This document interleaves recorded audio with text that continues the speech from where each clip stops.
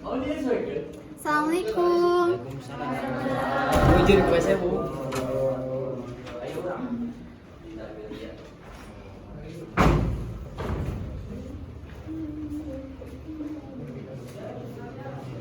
Teteh gimana kabarnya, sehat? Alhamdulillah. Pengen isum. Oke, sebelum kita belajar, Ayu mohon pimpin doa dulu ya. Duduk siap. Siap. Bangun. Sebelum belajar, mari kita berdoa. Berdoa mulai.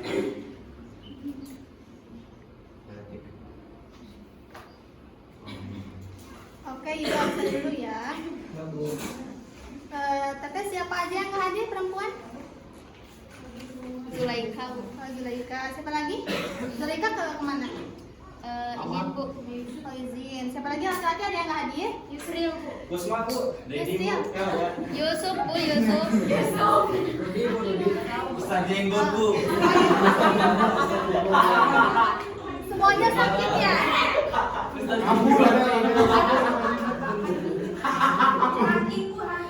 Oh, Hakim. Oke, udah ya.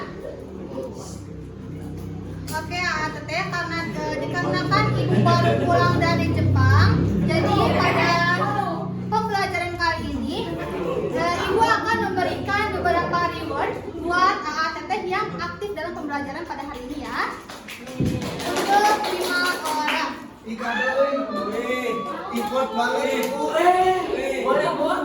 Jadi Teteh belajarnya harus semangat, oke? Oke. Siapa cepat ya dapat. Tahan dulu ya, tahan dulu ya. Oke, sebelum masuk ke materi yang pertama, Ibu mau tanya dulu sama Teteh, minggu kemarin belajar apa aja? Coba sebutkan. Pergaulan bebas. Oke, bagus. Oke, bagus karena Teteh masih ingat materi pembelajaran minggu kemarin. Jadi kita lanjut aja ya ke materi yang baru. Kita mulai sedikit dulu nggak? Oke, Ibu mau melatih kefokusan kalian dulu ya. Coba, Teteh ini bisa dilihat tangan Ibu? Bisa. Bisa? Enggak. Bisa. Bisa? Coba, Teteh ini ada berapa? 2. Ini berapa? 5. Teteh ini berapa? 5. 2. Oke, bagus. Jadi semuanya udah fokus ya. Oke, pada pembelajaran hari ini kita akan membahas mengenai hadis tentang mengembangkan ilmu pengetahuan dan teknologi. Coba Ibu mau tanya dulu, apa yang terbersit di pikiran kalian ketika mendengar kata iptek? Coba siapa? Laptop. Internet. Apa? Handphone. Bagus. Siapa lagi? Smartphone. Lagi apa lagi? AI. Bagus. Cetak Oke. warnet. Bagus, Teteh bagus Infokus. ya. Oh ya, cek. Oke, nah Begitu di banget. sini ada penjelasan mengenai iptek atau ilmu pengetahuan dan teknologi adalah pemanfaatan pengetahuan ilmiah dan inovasi teknologi untuk memahami, memecahkan masalah, dan meningkatkan kehidupan manusia. Nah, Ibu sederhanakan saja bahwasannya ilmu pengetahuan itu menyediakan dasar melalui penelitian dan juga eksperimen. Nah, sedangkan teknologi ini merupakan teknologi ini menerapkan ilmu pengetahuan tersebut dalam bentuk alat dan juga sistem. Sampai di sini paham? Ya, teknologi itu merupakan hasil dari pengetahuan tersebut, gitu. Paham? Oke, bagus. Islam di sini semuanya? Islam bukan? Islam, Bu. Oke, bagus. Kata semuanya Islam? Nah, siapa yang mualaf? Ini Oke, bagus ya. Alhamdulillah di sini ada rekan kita yang mualaf ya. Semoga istiqomah ibadahnya ya. Nah, di slide selanjutnya ada pertanyaan, bagaimana Islam memandang teknologi dan apa batasan atau tolak ukur kita berhenti menggunakan teknologi tersebut? Kita jawab satu-satu ya. Yang pertama, bagaimana Islam memandang teknologi?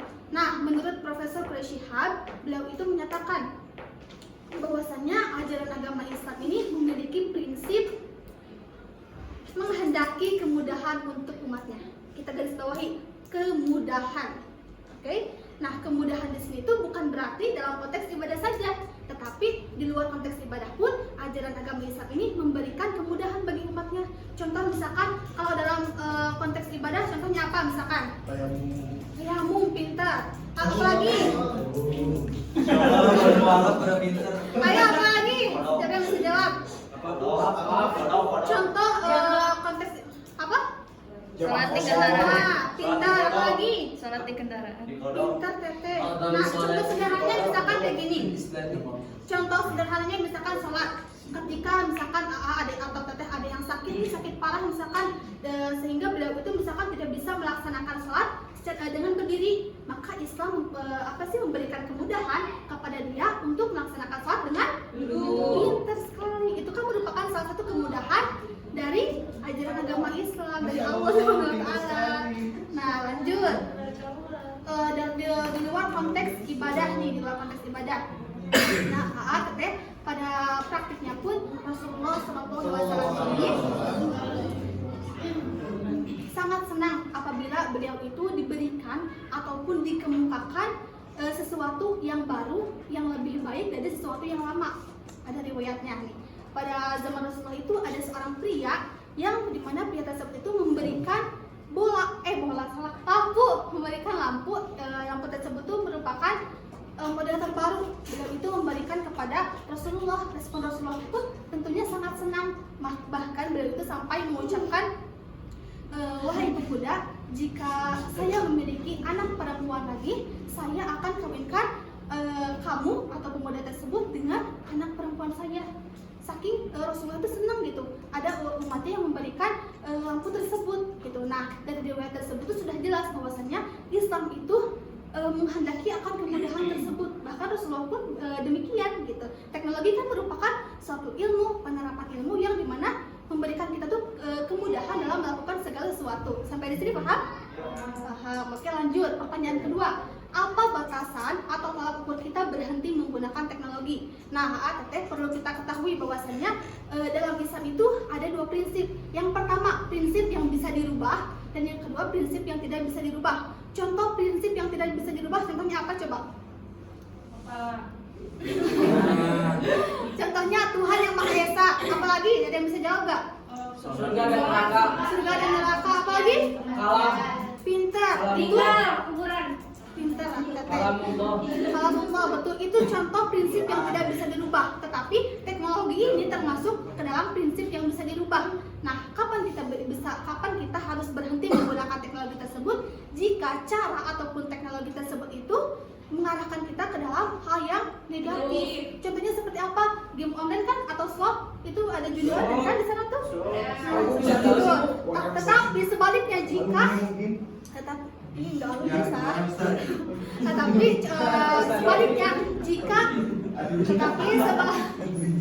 sebaliknya jika cara ataupun teknologi tersebut mengarahkan kita ke dalam hal yang positif, maka teruskan. Sampai di sini paham? Coba ibu mau bertanya. Siapa yang bisa jawab ya? Tadi di pertanyaan yang kedua mengenai batasan kita harus berhenti menggunakan teknologi. Itu ada prinsip Islam itu ada berapa? Dua. Cung. Teh Ara, ada berapa Teh Ara? Dua apa saja coba sebutkan. Prinsip yang bisa dirubah dan prinsip yang tidak bisa dirubah. Contoh prinsip yang tidak bisa dirubah apa? Surga. Pintar. Coba Teh Ara sini ke depan.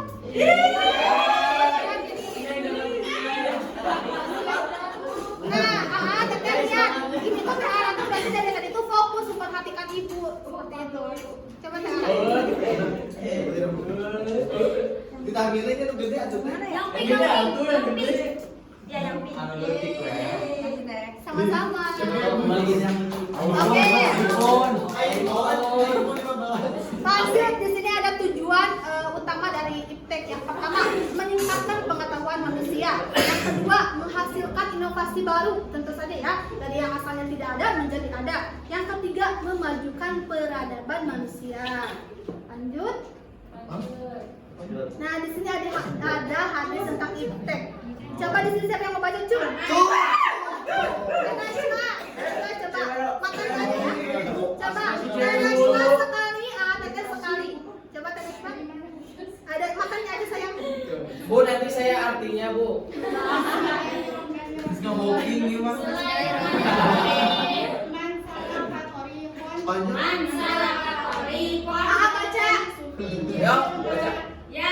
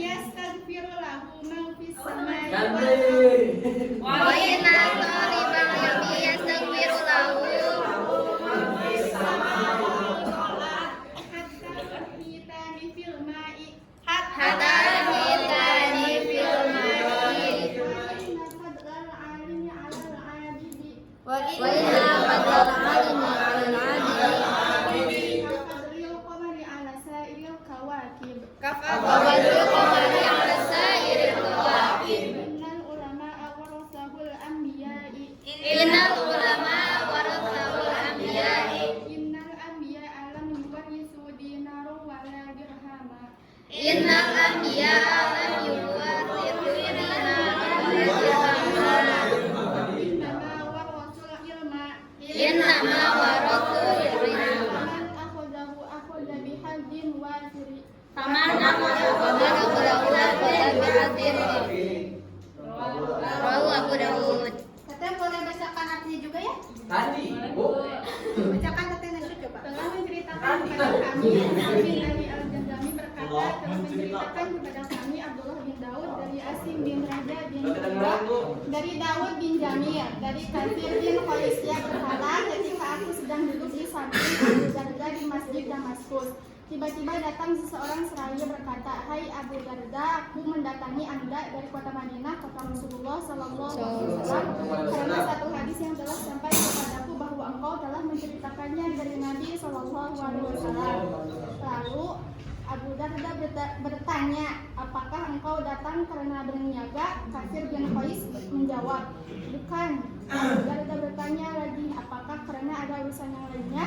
Katsir bin Qais menjawab, "Bukan." Katsir bin Qais berkata, "Sesungguhnya aku mendengar Rasulullah Sallallahu Alaihi Wasallam bersabda, barang siapa meniti jalan untuk mencari ilmu, Allah akan bermudah baginya jalan menuju surga. Para malaikat akan membentangkan sayapnya karena ridho kepada penuntut ilmu. Dan seorang penuntut ilmu akan dimintakan ampunan oleh penghuni langit dan bumi hingga ikan yang ada di air. Sungguh keutamaan seorang alim dibanding seorang ahli ibadah adalah ibarat bulan purnama atas semua bintang. Sesungguhnya para ulama adalah pewaris para nabi, dan para nabi tidak mewariskan dinar maupun dirham. Akan tetapi mereka mewariskan ilmu. Barang siapa mengambilnya, maka ia telah mengambil bagian yang sangat besar." Hadis riwayat Abu Dawud. Oke, terima kasih Tanda Nasya ya. Ini boleh ambil satu.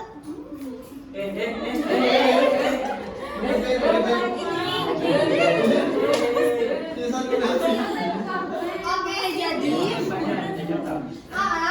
pada intinya hadis tersebut itu menjelaskan tidak ada keutamaan yang paling utama, tidak ada keutamaan yang paling dahsyat terkecuali keutamaan orang yang menuntut ilmu. Bahkan para malaikat, hewan, tumbuhan, bahkan seluruh yang ada di alam raya ini tuh ikut andil untuk mendoakan orang yang menuntut ilmu.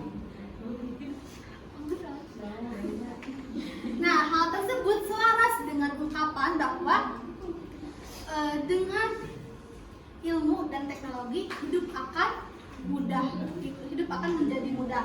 Dengan seni hidup akan menjadi indah, dan dengan agama hidup akan Mudah.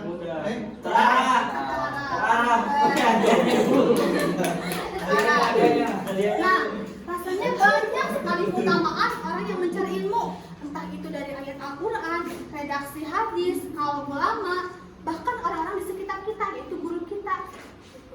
Nah, ayat Al-Quran menegaskan bahwasanya hal yastawi ladina ya'lamuna wal ladina la ya'lamuna.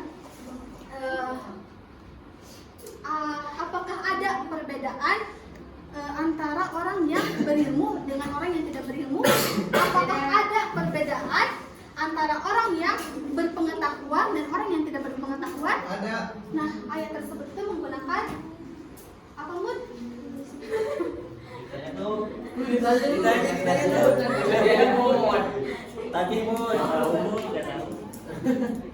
Nah, pada intinya jawabannya adalah tidak ada kesamaan di antara keduanya. Gitu.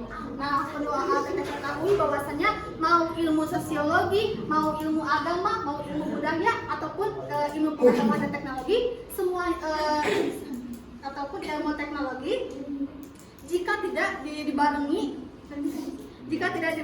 dengan dengan amal, maka nilainya akan nol. Muridnya nih ya, muridnya. Dan jika teman-teman ya. Nah, di sini ada dampak positif iptek bagi pendidikan. Coba yang pertama, akses lebih luas pada sumber belajar. Contohnya seperti apa? Seperti ada Zoom meeting. Contohnya kayak sekarang kan banyak bisa mengakses kemana aja, misalnya kalau cari referensi bisa ke Google Scholar, YouTube, terus ada banyak aplikasi juga yang bisa memudahkan kita untuk mencari materi pembelajaran. Oke, jadi pada intinya kita itu mencari sumber aja itu tidak fokus pada buku. Gitu. Jadi kita bisa mencari referensinya lewat Google Scholar, misalkan terus cek GPT kalau yang lain ya, pintar. Yang kedua, pembelajaran interaktif dan menarik, contohnya menggunakan yang ketiga, fleksibilitas dan pembelajaran jarak jauh, contohnya menggunakan Zoom. Ya, dengan menggunakan Zoom ini kita bisa melakukan pembelajaran dengan fleksibel, waktunya itu bisa kapanpun gitu.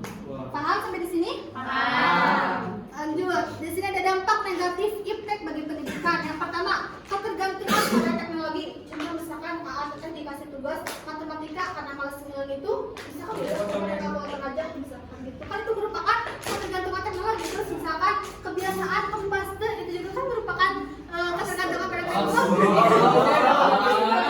Yang kedua, kesenjangan akses teknologi. Kan perlu ketahui bahwasanya teknologi ini tuh belum merata gitu. Bahkan di daerah terpencil itu masih banyak dari mereka itu yang belum bisa menggunakan teknologi tersebut gitu. Yang ketiga, penyalahgunaan teknologi. Contoh misalkan ketika ibu sedang mengajar seperti ini ya, masih banyak kan AA ataupun teteh yang menggunakan HP-nya tuh untuk misalkan kayak main game soal ya. Iya, misalkan ataupun live IG itu kan termasuk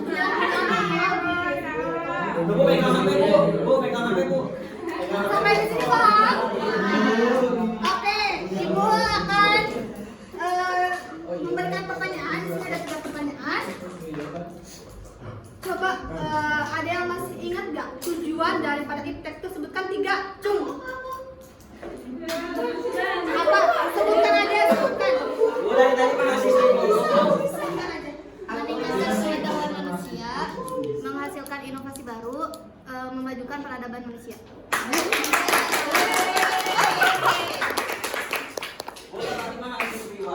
Coba ya, di sini ada dampak positif bagi iptek. Coba berikan satu persatu contoh.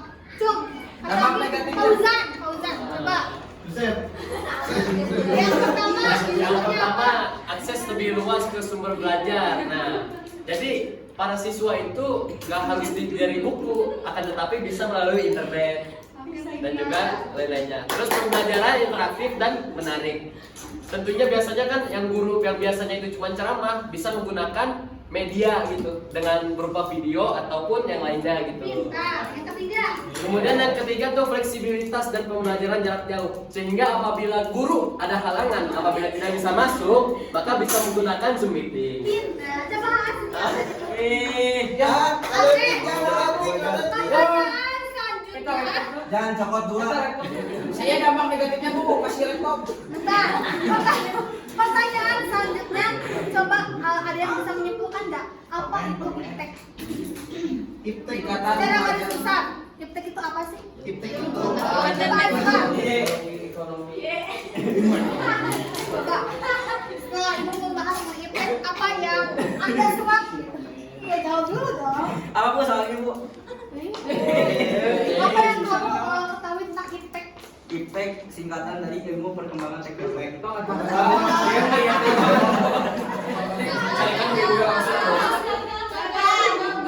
Ilmu perkembangan teknologi. Jadi pada intinya Islam itu bukan tidak melarang, menyambut baik iptek karena apa? Dalam satu makalah Arab dikatakan al-alam mughayyar wa kullu taghayyur hadisan. Setiap hari itu alam itu berubah dan setiap perubahan itu ada sesuatu yang baru. Makanya iptek ini bukan sesuatu yang bid'ah karena apa? Meskipun iptek ini iptek ini sesuatu yang baru tidak ada pada zaman Nabi, tapi bukan berarti iptek ini bid'ah karena mempunyai dampak positifnya juga bagi kita gitu. Makasih ya spesialisnya. Saya mau. Oke, lanjutannya kesimpulannya. Bahwasannya iptek atau ilmu pengetahuan dan teknologi memainkan peran penting dalam meningkatkan kualitas hidup manusia melalui inovasi di berbagai bidang seperti kesehatan, pendidikan, dan komunikasi. Di sisi lain, Islam mendukung kemajuan iptek selama digunakan untuk kebaikan dan kemaslahatan umat manusia, mendorong umat untuk mencari ilmu dan mengembangkan teknologi yang bermanfaat. Nah, untuk tugasnya dikumpulkan minggu depan ya. Tugasnya coba A dan Teteh cari dampak positif dan negatif iptek ya. Nanti minggu depan dikumpulkan. Per kelompok aja, satu kelompoknya 3 orang aja. Bertanya Bu. Apa? Oh boleh. Kan tadi Ibu bilang ada hadis ada cerita Rasul Iya. yang memberikan lampu oleh seorang sahabat. Tapi lampu baru ditemukan pada saat 1847 oleh Thomas Alva Edison. Saya itu mendapatkan jawaban tersebut itu saya melihat pemaparan dari Profesor Quraish Shihab dong, nah. Kamu masih